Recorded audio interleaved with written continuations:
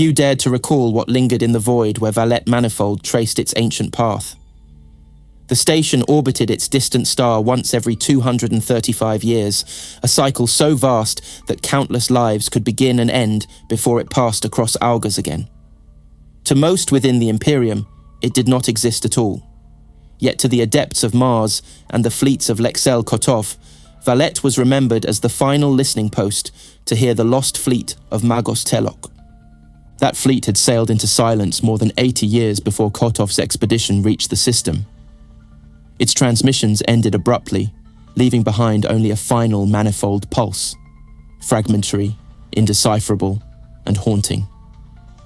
The adepts who first received it were long gone by the time Kotov arrived. Their laboratories and living quarters lay sealed beneath frost, their libraries entombed in static. Only the station itself endured, circling endlessly on a path no will could alter. To approach Valette was to step into the weight of myth. For the Adeptus Mechanicus, it became more than an outpost. It was a reliquary. The silence that clung to it was treated as sacred. When Kotov's Arc Mechanicus Speranza steered toward its orbit, the tech priests on the command deck hushed their binaric exchanges. To them it was not wreckage, it was memory given form. Beyond it stretched the wound of the galaxy known as the Halo Scar, a region of broken stars and warped gravity. It had swallowed Telok and his fleet without trace. To attempt passage through its flux was to risk annihilation. To linger outside its boundary was to live in awe and dread. Valette's improbable position, lying on the corridor that led into this abyss, deepened the belief that its orbit was chosen by design. Some whispered that the Omnissiah had placed it here both beacon and warning. So the Kotov Crusade came, weary from its trials and desperate for answers. They sought charts from Valette's manifold data stacks, coordinates that might promise safe passage and any trace of Telok's fate. What they found instead was the black hull of a research station glazed with ice, its auger arrays and manipulator limbs frozen in stillness, its corridors sealed by the breath of decades. It waited. Valette Manifold emerged from the void as a shape both mechanical and spectral. From the distance of the Speranza's augers, it resembled an arachnid suspended in stillness, its central hub dark and heavy with ice, limbs extending outward in rigid arcs. These limbs bore survey arrays, psi conduits, Auspex lenses, and manipulator arms, once instruments of exploration, now frozen into grotesque silhouettes. In the halo of its orbit, drifts of reflective shards hung like a field of frozen snow. No one could determine whether they were remnants of experiments, fragments of hull plating, or something stranger. The station itself measured 600 meters at its bulge, 300 in height, a moat against the black ocean of stars. Without the faint glimmer of starlight striking its ice surfaces, it would have been invisible. For Kotov and his followers, its invisibility carried the weight of both danger and sanctity. To them, this was more than a drifting relic. It was the last intact place to have received Telok's manifold transmission, a shrine floating in desolation. Silence greeted every binary hail the Speranza transmitted. The station refused communion. Each data call was rejected with the same blank refusal, as though the manifold core slumbered in a dreamless state. Such defiance was rare and unsettling. To deny contact was to deny purpose, for stations such as these were designed to gather, transmit, and preserve knowledge. That one should fall mute hinted at either catastrophic damage or a will that lay beyond Mechanicus protocol. Neither prospect comforted Kotov. Around it the light of the system's sun fell weak, a pale corona that could not touch the edges of the nearby Halo Scar. From the vantage of the fleet, the scar burned like a wound in the fabric of reality, where stars had been torn into collapsing remnants and gravity twisted into storms. Valette's orbit brought it close to this cosmic abyss, close enough that its position seemed almost deliberate. Tech priests argued over the coincidence, some insisting that it had been placed in a corridor where gravitational forces cancelled one another out, others proclaiming that the Omnissiah's will had guided its construction to this precise coordinate. Kotov's gaze lingered on the frozen silhouette. The longer he studied it, the less it resembled a station, and the more it seemed a mausoleum. Every shadow on its hull suggested a presence watching back. Every limb of augur or manipulator suggested a posture of patience. It did not drift like debris. It held its orbit like a sentinel that had never ceased its vigil. The fleet closed its formation as it prepared to dock, the Speranza's escorts falling into ordered paths as though approaching a reliquary. Even the Imperial Guard aboard their transports felt the hush that clung to the approach. They had fought their way through hostile stars, but nothing unnerved them more than the stillness of Valette waiting at the edge of the scar. Every transmission that had ever reached Valette Manifold was locked in the belief systems of the cult Mechanicus, but none were as infamous as the last manifold pulse of Magos Telok's fleet. That message had been received here, recorded without interpretation, then echoed across the dark before the station itself fell into dormancy. Its content was fragmented, a cascade of half-coherent machine cant punctuated by bursts of static. No decipherer had ever claimed victory over it. Some said it was a warning, others believed it was a summons. All that endured was its aura of finality, and the certainty that no word from Telok had ever followed. For the adepts who approached in Kotov's service, this silence became the heart of Valette's significance. To them, the Manifold Station was more than a facility. It was a tomb and an altar combined. The name of Telok carried weight among Mechanicus hierarchs, not simply for his genius in unraveling half-forgotten standard template construct lore, but for his audacity in seeking truths beyond the galaxy's edge. His vanishing was not treated as a mundane failure of navigation. It was marked as a threshold event, a crossing of a line the Imperium was not meant to pursue. Valette, by receiving his final breath of data, was sanctified through its proximity to that moment. When the Speranza and its attendant fleet drew near, the mood aboard became almost ceremonial. Tech priests communed with their noospheric augurs in hushed tones. Cadian soldiers spoke less as the decks trembled with the slow adjustments of docking procedures. Even the Black Templars who accompanied Kotov carried themselves with an intensity sharpened by reverence. The approach to Valette was undertaken as though entering a shrine, a step into memory as well as mystery. The station itself responded in unnerving ways. As docking locks engaged and pressure seals groaned against decades of ice, picked screens flickered alive across the hull and corridors. The images were degraded recordings of long-dead adepts, each one addressing intruders with tones of formal welcome. Kotov himself was greeted by name, as if the station's lingering systems had recognized the data strains shed from his presence. Such responses unsettled even the most hardened among his entourage. The line between automated echoes and living awareness blurred in Valette's haunted silence. What none aboard the Speranza could ignore was the sense that the station was watching them as much as they were watching it. Silence in itself became a language.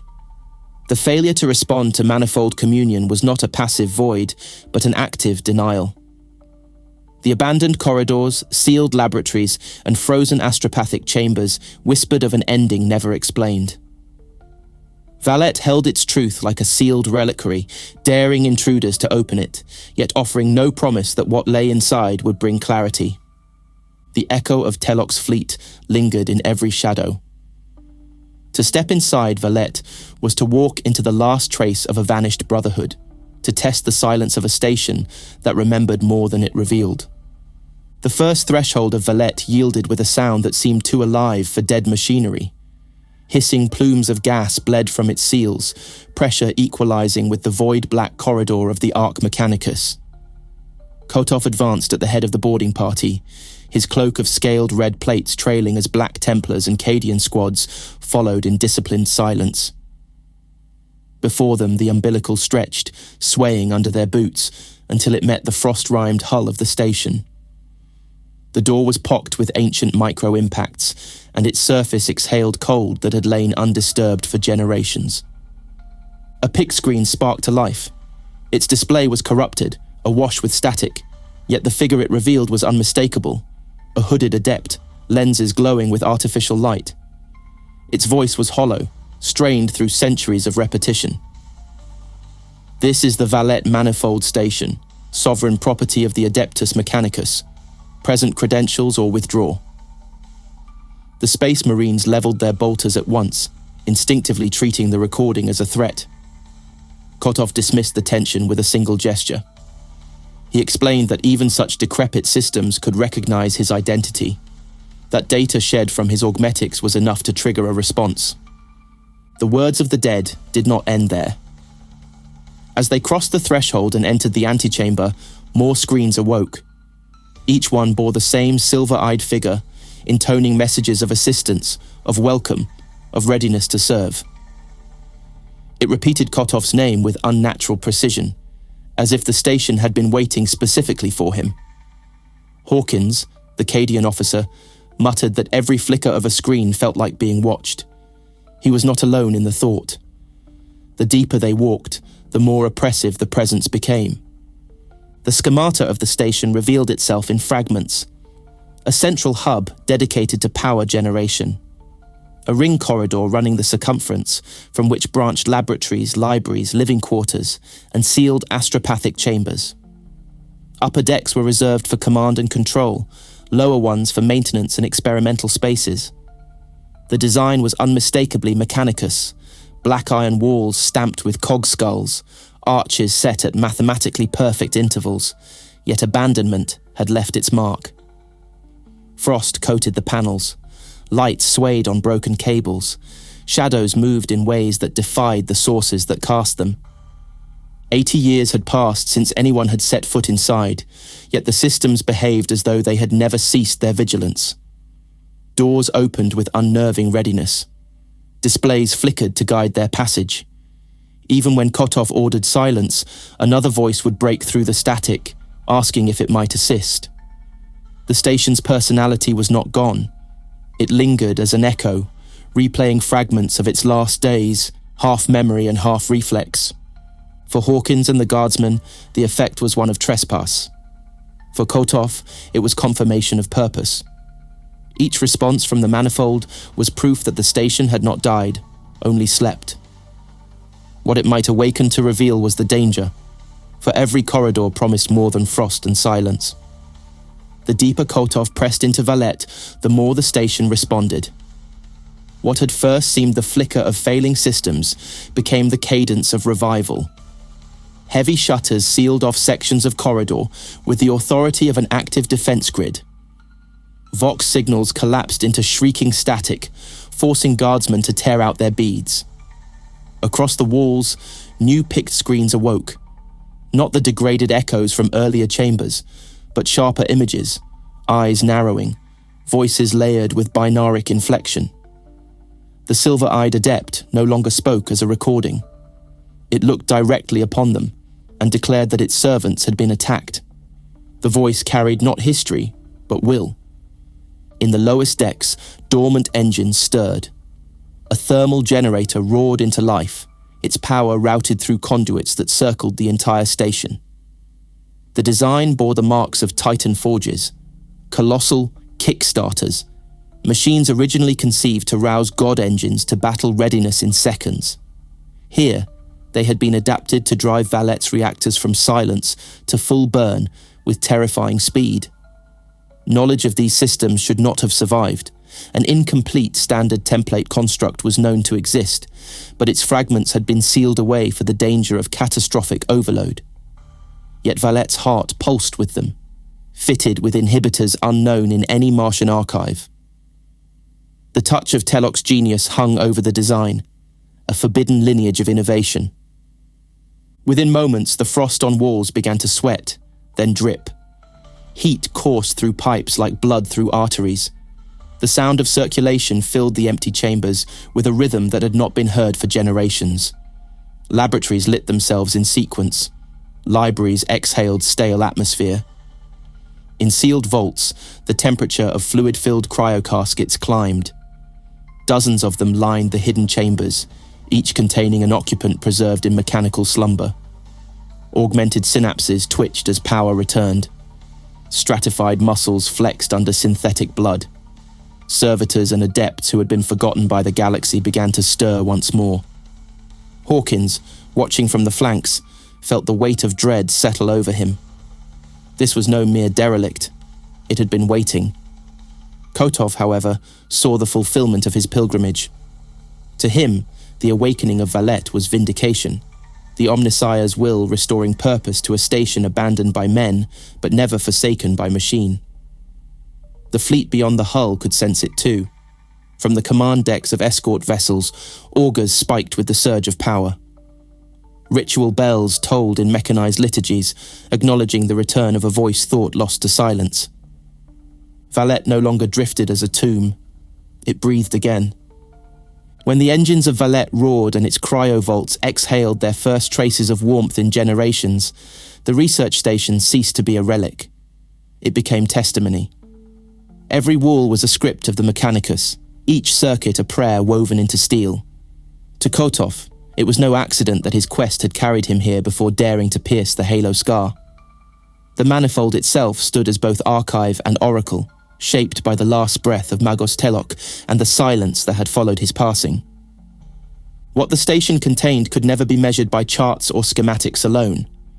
The libraries carried centuries of untransmitted data, fragments of immateriology from the edge of the galaxy, observations of gravitational storms where the laws of physics turned upon themselves.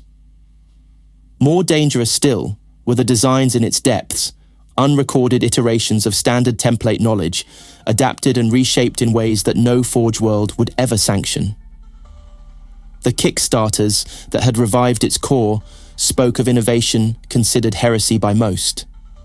In Valette, such things were preserved not as curiosities, but as living components of its very function. For the adepts of the cult Mechanicus, setting foot inside its halls was more than exploration. It was communion with a shrine that remembered the faith of those who had vanished into the scar. Telok's final pulse haunted every chamber, echoing in the way the pict screens knew Kotov's name, in the way the manifold accepted only fragments of communion, in the way it seemed to awaken with purpose rather than by chance. Whether the station's silence had been mourning, protection, or calculation remained a mystery. Yet mystery itself became sanctity. The soldiers who guarded the docking umbilicals whispered of a place that felt alive, a place that listened even when it did not speak. The Black Templars who strode through its corridors treated it with the same reverence they might a chapel raised over a battlefield grave. For Kotov, Valette became the bridge between memory and destiny, the last monument of Telok's ambition, and the key to the path beyond the galaxy's edge. No matter what truths its data stacks yielded, the station would endure as part of Imperial memory. A frozen sentinel orbiting a lonely star, scarred by ice and time, yet unbroken in its vigil. Its silence had once been final. Now it spoke again, not in words, but in presence. And in that presence, the Omnissiah's memory endured.